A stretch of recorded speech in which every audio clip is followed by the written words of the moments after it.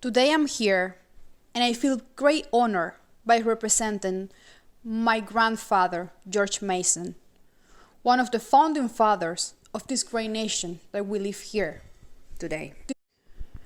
Governor Wise, fellow congressman from Virginia, the North, I have been listening to all of your comments, opinions about killing or not killing John Brown. And I ask a question to my fellow Southerners. If we kill John Brown, will this bring the justice that we so much deserve? Let me answer this question for you. The answer is no. Killing him will just be a penalty, but it will not bring the rightful justice that we're looking for. I was there when John Brown was recently caught.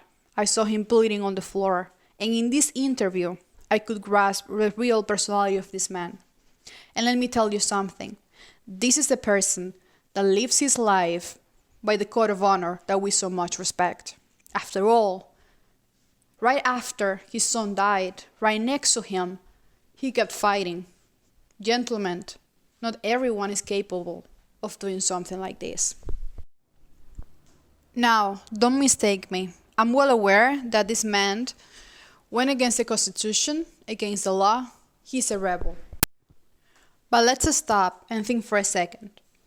How could a man, barely educated, failed business owner that failed to feed his family, reason why he needed to keep moving, how could a man such as this could ever come up with this type of plan and the resources for it?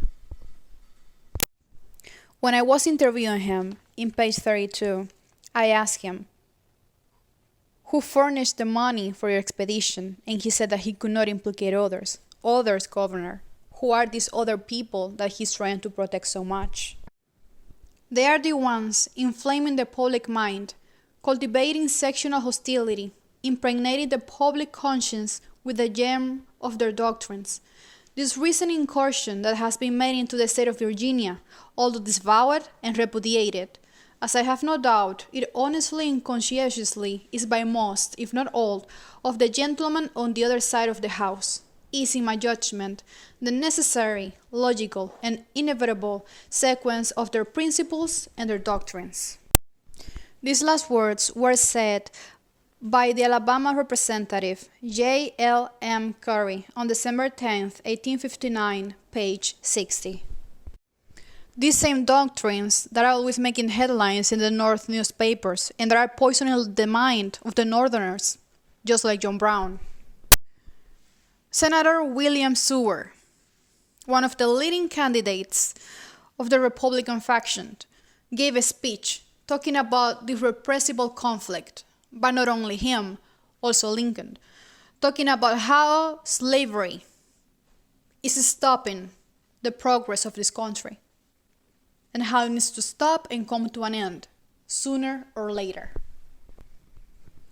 But not only them, also a runaway slave, like Douglas, talks about these same topics in pages 56, 59, and 60.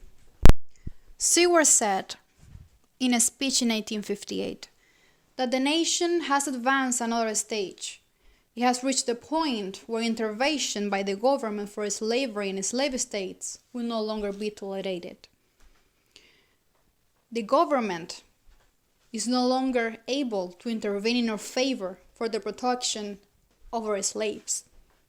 We may be robbed of our property, and the general government will not intervene for our protection. I fear that when the government gets into the hands of the Republican Party, then John Brown and 1,000 of John Browns can invade us, and the government will do nothing. Because, gentlemen, let's be realistic.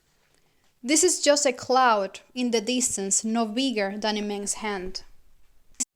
Seward said it is harmless and beneficent to us if we yield to their just demands. Brown said he did not mean to kill anybody, though Seward says the same thing. Governor Wise, I would like to call your attention to the public opinion in the North. What they think of John Brown, many of them think he's a hero. For those that are thinking that he's dead, he died for a just cause.